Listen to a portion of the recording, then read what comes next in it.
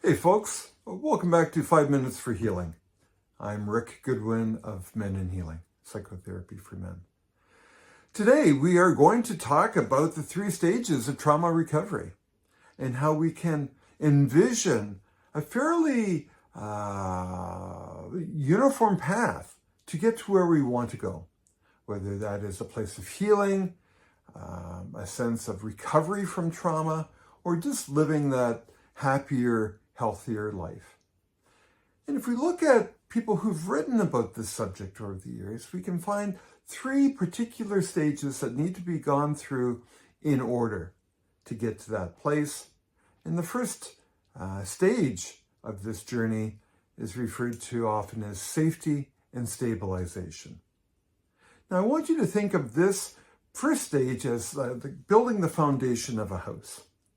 What's required is a sense of feeling safe within ourselves. We call it internal safety.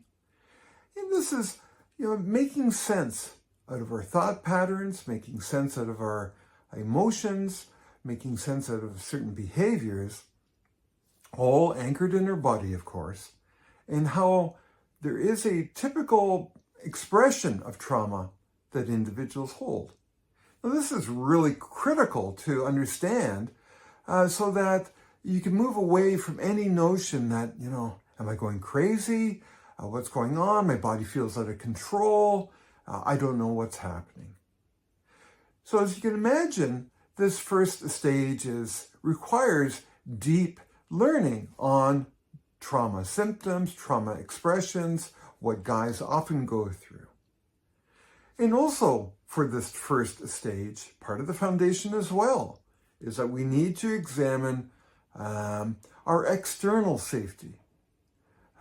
External safety might be just in terms of living a life that is away from chaos and crisis, being in relationships that hold more of a sense of trust than distrust, and living a lifestyle that suggests that we can have some regular expectation of our day-to-day lives, moving away possibly from the drama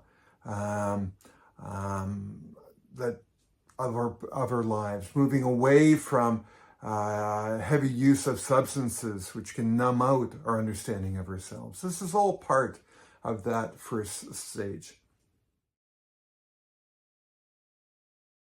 There's now the second stage of healing that's often referred to as working through. So now with this stage, I'd like you to imagine building up the walls of the house, putting in the windows, putting in the doors. And this middle section, some writers refer to this as remembrance and mourning. And this suggests that this middle stage is truly the emotional heavy lifting that is required for trauma recovery. It's delving into all those difficult experiences. It's overcoming any pattern of avoiding difficult subjects. It's also learning of techniques of emotional expression so that things are not left hidden or not left unexpressed. And ultimately, it is a process of grieving the losses of what trauma brings to individuals. If we can allow that deeper emotional grieving to take place, well, then we know we're working through things.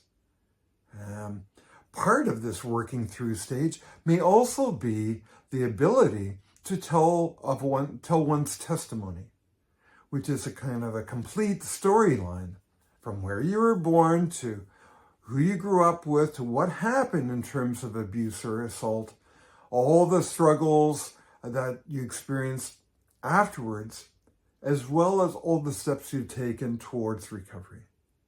That symbolizes the work of this second stage and also kind of gets that house built. The third stage is often referred to as a connection to the authentic self. And here, this is now putting the roof on the house that you've built. The authentic self is kind of the person you really are, either prior to the trauma entering your life, or becoming the person you were meant to be. Some writers refer to this third stage of recovery as reconnection. Again, to connect back to your original self. No matter how you understand this third stage, keep in mind that what we're working on here is pursuing a life. Some say it's a lifelong journey, but where you no longer need to hold true to the identification that you are a survivor of trauma. Now it is more of a journey of personal growth. It's a journey of coming true to the values that you hold. It's becoming the man that you want to be. So this third stage, this connection to the authentic self, completes the trauma recovery journey.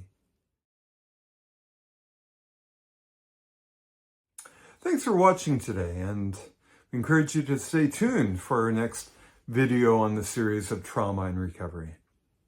And as a frequent sign-off in our groups, I'll say until we meet again, friends.